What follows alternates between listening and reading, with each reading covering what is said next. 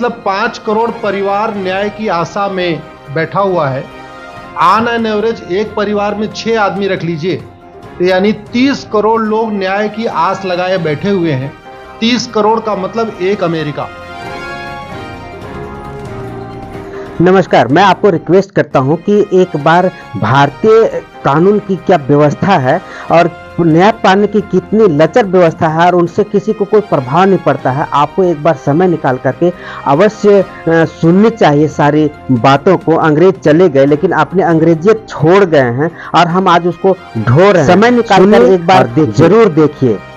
जजेस, high court के जजेस जरूर इसको देखें और आत्मचिंतन करें कि भारत की न्याय प्रणाली कहां पहुंच गई है। भारत में टोटल 5 करोड़ केसेस तो वो हैं जो district court, high court, supreme court में है। इसका मतलब 5 करोड़ परिवार न्याय की आशा में है। ऑन एन एवरेज एक परिवार में 6 आदमी रख लीजिए, तो यानी 30 करोड़ लोग न्याय की आस लगाए बैठे हुए हैं। 30 करोड़ का मतलब एक अमेरिका। 30 करोड़ का मतलब 15 ऑस्ट्रेलिया। 30 करोड़ का मतलब 7 कनाडा। 30 करोड़ का मतलब 1.5 ब्राजील। इतने लोग भारत में न्याय की आस में बैठे हुए हैं। और ये 5 करोड़ केस तो वो हैं जो district court, high court, supreme court में है। इसके पैरेलल हमारे देश में एक और जुडिशियल सिस्टम है, उसको कहते हैं तहसीलदार, एसडीएम, एडीएम, डीएम, कमिश्नर, जहां पे चकबंदी के मुकदमे चलते हैं। वो इस 5 करोड़ में काउंटेड नहीं है। जो तहसीलदार के यहाँ मुकदमा होता है, एसडीएम के यहाँ मुकदमा होता है, एडीएम के यहाँ होता है, डीएम के यहाँ होता है, चकबंदी अधिकारी जिसको सीओ कहते हैं, डीडीसी कहते हैं, एसओसी कहते हैं, वो इसके पैरेलल में है और 5 करोड़ मुकदमे वहां पे भी चल रहे हैं। इसका मैं लाइव एग्जांपल देना चाहूंगा भारत की ब्लैक जस्टिस सिस्टम का। 1985 में जौनपुर में एक 10 बीघे जमीन का मुकदमा शुरू हुआ और सबसे नीचे पायदान पे है जिसको कहते हैं चकबंदी अधिकारी। 1985 में मुकदमा शुरू हुआ, 2023 आ गया, लगभग 37 साल बीत चुके। 37 साल में यह नहीं तय हो पाया कि असली विल कौन सी है। 2 लोगों ने क्लेम किया, वो कह रहे हैं मुझे विल मिली है, वो कह रहे हैं मुझे विल मिली है। 37 साल में ये नहीं डिसाइड हो पाया असली विल किसकी है। अगर मान लीजिए आज डिसाइड हो जाए तो सीओ के बाद एसओसी, एसओसी के बाद डीडीसी, डीडीसी के बाद हाई कोर्ट, हाई कोर्ट के बाद सुप्रीम कोर्ट, यानी अभी 35 साल और लगेगा, 70 साल लगेगा। सेकंड जनरेशन मुकदमा लड़ रही है, ऑलरेडी सेकंड जनरेशन मुकदमा लड़ रही है और इसी स्पीड से काम हुआ कि मुझे लगता है थर्ड जनरेशन आके मुकदमा जाके तब जाके सुप्रीम कोर्ट पहुंचेगा। दूसरा एग्जाम्पल, एक ग्लेरिंग एग्जाम्पल आपको देता हूं। 1971 के वॉर में पाकिस्तान में बम फेंकने वाले, पाकिस्तान के फौजियों के बहुत सारे बैंकर तोड़ने वाले एक कर्नल कबोत्रा है, पंचकुला में रहते हैं। दुश्मनों को उन्होंने दांत तोड़ दिए। आज 2000 से उनके मकान पे किसी ने कब्जा किया हुआ है। 2023 आ चुका है, 23 साल में वो अपने मकान को नहीं छुड़ा पाए। अभी मामला पंचकुला की डिस्ट्रिक्ट कोर्ट में है, उसके बाद चंडीगढ़ हाई कोर्ट जाएगा, फिर सुप्रीम कोर्ट जाएगा। तो 23 साल में वो सबसे नीचे पायदान पे है। वास्तविकता यह है, अंग्रेज चले गए, अंग्रेजी कानून यहीं छोड़ गए, अंग्रेजी व्यवस्था यहीं छोड़ गए। यह व्यवस्था भारत में न्याय देने के लिए नहीं बनी थी। ये जो न्यायिक जुडिशियल सिस्टम था भारत में जो बनाया गया, वो केवल और केवल भारत को लूटने बांटने के लिए बनाया गया था। क्योंकि कानून वही चल रहा है, जुडिशियल सिस्टम वही चल रहा है, इवन हमारा ड्रेस भी वही चल रहा है। अंग्रेज काले कपड़े पहनते थे, हम भी काले कपड़े पहनते हैं। अंग्रेज जून के महीने में उनको गर्मी लगती थी तो 1 महीने छुट्टी करके इंग्लैंड चले जाते थे। आज भी हमारा हाई कोर्ट, सुप्रीम कोर्ट पूरे मई जून बंद रहता है।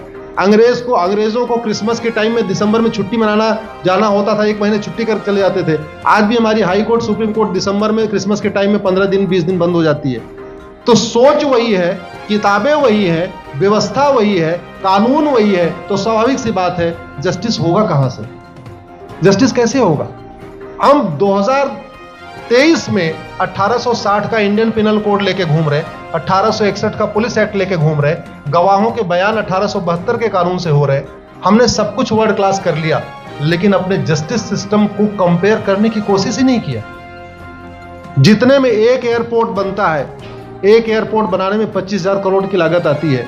अगर हमारी सरकारों ने एक एयरपोर्ट की कीमत जुडिशियल सिस्टम पे खर्च कर दिया होता तो हमारी न्यायिक व्यवस्था अच्छी हो गई होती। आज घटिया, चूंकि अकाउंटेबिलिटी नहीं है, जुडिशियल सिस्टम में कोई अकाउंटेबिलिटी नहीं है, किसी के साथ न्याय हो जाए अन्याय हो जाए कोई फर्क नहीं पड़ता, निर्दोष को जेल हो जाए जज की कोई अकाउंटेबिलिटी नहीं, दोषी को बेल हो जाए जज की कोई अकाउंटेबिलिटी नहीं, लाखों लाख लोग जेल में सड़ रहे हैं, लाखों धोखेबाज भ्रष्टाचारी बाहर घूम रहे हैं। मूल कारण है ब्लैक जस्टिस सिस्टम। आपने बहुत अच्छा आपने इस पे वेब सीरीज बनाया है और इस देश में world class airport, world class highway, world class shopping mall, सब कुछ वर्ल्ड क्लास बना लिया। इनफैक्ट अपना मोबाइल का डेटा सुरक्षित रखने के लिए हमारे सांसद विधायक जज आईफोन भी यूज करते हैं, अमेरिका का आईफोन यूज करते हैं हमारा डेटा सुरक्षित हो जाए। लेकिन भारत सुरक्षित हो जाए उसके लिए ये नहीं देखते कि जापान में कौन सा कानून है, अमेरिका में कौन सा कानून है, सिंगापुर में क्या अच्छा चल रहा है, कनाडा में रेंट का मामला एक डेट में खत्म होता है। सिंगापुर में अभी कुछ दिन पहले एक व्यक्ति के पास 900 ग्राम गांजा पाया गया, उसको फांसी हुई है। दोबारा वहां ड्रग स्मगलिंग होगी क्या? तो भारत में चाहे वो ड्रग स्मगलिंग है, माफिया राज है, ह्यूमन ट्रैफिकिंग है, इन सब के लिए हमारा जस्टिस सिस्टम जिम्मेदार है। कोई भी अपराध होता है उसमें दो पक्ष होता है, एक पीड़ित एक अपराध करने वाला। जो पीड़ित होता है वो चाहता है जल्दी उसको न्याय मिल जाए, अपराध करने वाला चाहता है मुकदमा लंबा चले। भारत का न्यायिक सिस्टम अपराध करने वाले के साथ खड़ा है। बलात्कारी चाहता है उसका मुकदमा 30 साल चले और मुकदमा 30 साल चलता है। भू माफिया चाहता है कि गरीब की जमीन पे कब्जा कर ले, उसका मुकदमा 50 साल चले और आज की डेट में मुकदमा 50 साल चल रहा है। इसका मतलब वर्तमान न्यायिक सिस्टम बलात्कारी के पक्ष में है, भू माफिया के पक्ष में है, ड्रग स्मगलर के पक्ष में है, ह्यूमन ट्रैफिकर के पक्ष में है, नक्सलियों के पक्ष में है, माओवादियों के पक्ष में है, जो लोग देश विरोधी काम कर रहे हैं उनके पक्ष में है। 40 साल 50 साल के बाद किसी व्यक्ति ने मिलावट करके लोगों का स्वास्थ्य खराब कर दिया, उसको 50 साल के बाद सजा हो रही है। इस बीच उसने कम से कम पता नहीं कितने लोगों का और भी कर दिया। तो ये जो जस्टिस सिस्टम होता है दवा की तरीके काम करता है। जैसे दवा अच्छी होती है बीमारी तुरंत ठीक हो जाती है, अगर दवा घटिया होती है तो बीमारी बढ़ जाती है। दवा खाने के बाद शरीर एज इट इज नहीं रहता, या तो बीमारी ठीक होती है या तो बीमारी बढ़ती है। अगर कोई आदमी एक गांव में किसी के साथ कुछ गलत कर दे, उसको 6 महीने के अंदर सजा हो जाए, साल भर के अंदर हो जाए, दूसरा अपराध वहां नहीं होगा। लेकिन अगर उस व्यक्ति को पनिशमेंट नहीं मिला तो स्वाभाविक सी बात है उसने उसको और मोटिवेट कर दिया। कहते नहीं ऐसे बुखार है तुरंत 2 गोली खाइए बुखार ठीक हो गया, लेकिन अगर आपने दवा नहीं खाई या गलत दवा खा लिया तो टाइफाइड होगा या निमोनिया होगा। दुर्भाग्यवश ये हमारा जस्टिस सिस्टम यही कर रहा है। आज की डेट में जितनी समस्याएं हैं, चाहे वो घूसखोरी है, जमाखोरी है, मिलावटखोरी है, कालाबाजारी है, नशा तस्करी है, मानव तस्करी है, सोना तस्करी है, ड्रग स्मगलिंग है, या नक्सलवाद है, या माओवाद है, या कट्टरवाद है, जो भी समस्याएं हैं, उसका एक बहुत बड़ा कारण यह है कि हमारा जस्टिस सिस्टम उसको टैकल नहीं कर पा रहा है, उसको पकड़ नहीं पा रहा है, और इसीलिए भारत में अराजकता है। मैं तो इतने जानता हूं, ऐसी कोई बीमारी नहीं जिसकी कोई दवाई नहीं, ऐसी कोई समस्या नहीं जिसका कोई समाधान नहीं। हम हर चीज के लिए बाहर से चीजें खरीदते हैं। हम ये क्यों नहीं देख रहे हैं कि आखिर चाइना का जस्टिस सिस्टम कैसा है, सिंगापुर का कैसा है, कनाडा का कैसा है, फ्रांस का कैसा है और अमेरिका का कैसा है? हम क्यों नहीं बेस्ट प्रैक्टिसेस उनकी अडॉप्ट कर लेते? दुनिया के कई देशों ने नार्को पॉलीग्राफ ब्रेन मैपिंग कानून बना दिया। मेरी बहन दीपिका नारायण बैठी हुई है, ये लगातार फॉल्स केसेस के खिलाफ, इनको मैं देखता रहता हूं, एक्टिव रहती है। एक कानून बन जाए नार्को पॉलीग्राफ ब्रेन मैपिंग और कंप्लेन पे अंडरटेकिंग ले लिया जाए कि जो कुछ मैं शिकायत कर रहा हूं इसके लिए मैं अपना नार्को पॉलीग्राफ ब्रेन मैपिंग कराने के लिए तैयार हूं, हजारों की संख्या में फेक केसेस खुद ही खत्म हो जाएंगे। आज की डेट में लोग जुडिशरी की लापरवाही के साथ साथ फर्जी केस से परेशान है, फर्जी गवाही से परेशान है, फर्जी एफआईआर से परेशान है, हजारों परिवार परेशान है। कई बार देखा गया कि जो फैमिली के केसेस होते हैं उसमें कितने सारे फेक केसेस भी आ रहे हैं। तो जो वास्तव में दोषी हैं उनको पनिशमेंट नहीं मिल पा रहा है, जो निर्दोष हैं उनके खिलाफ फर्जी केसेस हो रहे हैं। आज की डेट में गांव में एक दबंग अगर जमीन कब्जा कर लेता है, किसी की हिम्मत नहीं पड़ती उसके खिलाफ कोई गवाही दे दे। लोगों को अपनी जमीन छुड़ाने में 30 साल लड़ना पड़ रहा है, 35 साल लड़ना पड़ रहा है। अगर 30 साल 35 साल के बाद कक्कड़ जी उसको अपनी जमीन मिल भी गई, उसके साथ न्याय कहां हुआ? 35 साल में उसका टाइम बर्बाद हो गया, 35 साल में उसका पैसा बर्बाद हो गया, 35 साल वो मेंटल ट्रॉमा में रहा, 35 साल उसने तारीख पे तारीख झेली है। और मैं तो डिस्ट्रिक्ट कोर्ट में कई बार जाके देखा, ऐसे परिवारों को देखता हूं जिनके पास बस से आने के लिए पैसा नहीं है, साइकिल से आते हैं। ऐसे परिवारों को देखता हूं जो चाय नहीं पी सकते अपने पैसे से, बेचारे घर से रोटी बांध के और अचार लेके आते हैं, लेकिन वहां मजबूरी में वकील को पैसा देते हैं। तो हमारी कोर्ट कचहरी वास्तव में दलाली का अड्डा बन गया है, हमारी कोर्ट कचहरी भ्रष्टाचार का अड्डा बन गया है। और मैं दुख के साथ कहना चाहूंगा, अदालतों में न्याय हो नहीं रहा है, बल्कि न्याय बिक रहा है। जिनके पास पैसा है वो उन्होंने कितना बड़ा क्राइम किया हो, मर्डर किया हो, रेप किया हो, उनको जमानत हो रही है। और जिनके पास नहीं है वो बेचारे जेल में सड़ रहे हैं। कई बार तो देखा गया, मैंने मेरे मर्डर किया एक्स अनंत सिंह ने, लेकिन एक्स अनंत सिंह बाहुबली थे, उन्होंने थानेदार को 20 लाख रुपए दिया, वो वाई अनंत सिंह को लेकर जेल में डाल दिया, नाम वही है। अब उसके बाद क्या हुआ, 20 साल मुकदमा चला और फिर सबूत के अभाव में छूट गया। तो जिसने मर्डर किया वो तो कभी जेल गया ही नहीं, एक निर्दोष जेल गया, 10-20 साल के बाद उसने अपना जमीन बेचा, सब कुछ किया, माँ बाप सब कुछ तबाह हो गए, फिर वो सबूत के अभाव में छूट रहा है। तो सबूत के अभाव में अगर 20 साल के बाद छूट भी गया हो, उसका 20 साल कौन लौटाएगा? उसके 20 साल के लिए कौन जिम्मेदार है? उसके 20 साल जो बर्बाद हुआ उसके लिए संविधान की शपथ लेने वाले जिम्मेदार हैं। संविधान के प्रियम्बल में लिखा है, हम आपको जस्टिस देंगे, हम आपको न्याय देंगे। न्याय देने की जिम्मेदारी किसकी?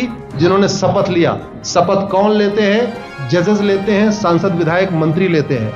तो आज की डेट में अगर लोगों को न्याय नहीं मिल रहा है तो इसके लिए वही जिम्मेदार हैं जो संविधान की शपथ लेते हैं। संविधान की शपथ लेने वालों को वेतन भत्ता गाड़ी बंगला इसीलिए मिलता है कि लोगों को न्याय मिल सके, फास्ट जस्टिस मिले, कंप्लीट जस्टिस मिले। अनफॉर्चुनेटली कंप्लीट जस्टिस मिलने में तो 50-60 साल लग जाता है, फास्ट जस्टिस तो सपना हो गया है। इसलिए आज आपने जो ये वेब सीरीज बनाई है, मैं आपको धन्यवाद देता हूं। एक ऐसे विषय पे जिस पे कोई टच नहीं करता, लेकिन जिससे करोड़ों लोग, मैंने कहा ना 5 करोड़ लोग सीधे district court, high court, supreme court के केसेस से पीड़ित हैं और 5 करोड़ मुकदमे एसओसी, डीडीसी, तहसीलदार के यहाँ चल रहा है। तो अगर 5 करोड़ से 30 करोड़ लोग इधर पीड़ित हैं तो उधर भी पीड़ित है। वास्तव में बहुत बड़ी संख्या भारत में इसी से पीड़ित है। और अपराध, भ्रष्टाचार और जितनी भी अराजकता चल रही है उसका मूल कारण भी यही है। जस्टिस सिस्टम अच्छा हो जाए, कानून सख्त हो जाए, कानून का खौफ पैदा हो जाए, न्यायपालिका का खौफ पैदा हो जाए, और ये थाने जो दलाली के अड्डे बन गए हैं, तहसील जो दलाली का अड्डा बन गया है, डिस्ट्रिक्ट कोर्ट जो कमीशनखोरी का अड्डा बन गया है, अगर इस पे कंट्रोल हो जाए तो वास्तव में भारत में फिर से राम राज्य आ सकता है। अगर जुडिशियल सिस्टम अच्छा हो जाए, जो राम राज्य की कल्पना है, धर्म की जय हो, अधर्म का नाश हो, प्राणियों में सद्भावना हो, विश्व का कल्याण हो, मुझे लगता है उसको फिर से जीवित किया सकता है। आपने मुझे बुलाया कपिल जी, मैं आपको धन्यवाद देता हूं। और ये फिल्म बनाने के लिए, ये वेब सीरीज बनाने के लिए बहुत बहुत धन्यवाद देता रहता हूं। दीपिका जी लड़ती रहती हैं, इनको देखता रहता हूं। बहन नेहा जी आई हैं, ये अपने गानों से मुझे लगता है बहुत अच्छा आप लिखती हैं। और इसी तरीके से कड़वा सच आप लिखते रहिए, कड़वा सच गाते रहिए। लोग आज की डेट में, यंग जनरेशन कड़वा सच सुनना चाहती है। मीठे झूठ ने इस देश में शुगर, डायबिटीज पैदा कर दिया। भारत केवल लोग डायबिटीज से नहीं पीड़ित हैं, बल्कि हमारी व्यवस्था को डायबिटीज हो चुका है। और उस डायबिटीज को दूर करने के लिए नेहा राठौर जैसी बहनें जो सही बात कह रही हैं, दीपिका जी सही बात कह रही हैं। आप लोग जो है बहुत अच्छा काम कर रहे हैं। और आपने, कक्कड़ साहब, आपने बनाया वेब सीरीज, आपको विशेष आभार, धन्यवाद देता हूँ। यही निवेदन करता हूँ, इस वेब सीरीज को ज़्यादा से ज़्यादा देखें। और ख़ास तौर पे अगर आपके जानने वाले कोई जज हैं, कोई आईएएस हैं, कोई आईपीएस हैं, मंत्री, सांसद, विधायक हैं, उनको भी एक बार फ़ोन करके, व्हाट्सअप करके एक बार कहिए कि वो भी इसको ज़रूर देखें। क्योंकि अल्टीमेटली न्यायिक व्यवस्था बदलने की जिम्मेदारी उन्हीं की है जिनको वेतन भत्ता, गाड़ी बंगला, free air ticket, free rail ticket और वीआईपी व्यवस्था मिलती है। ये व्यवस्था उन्हीं को बदलनी है। जय हिंद, धन्यवाद।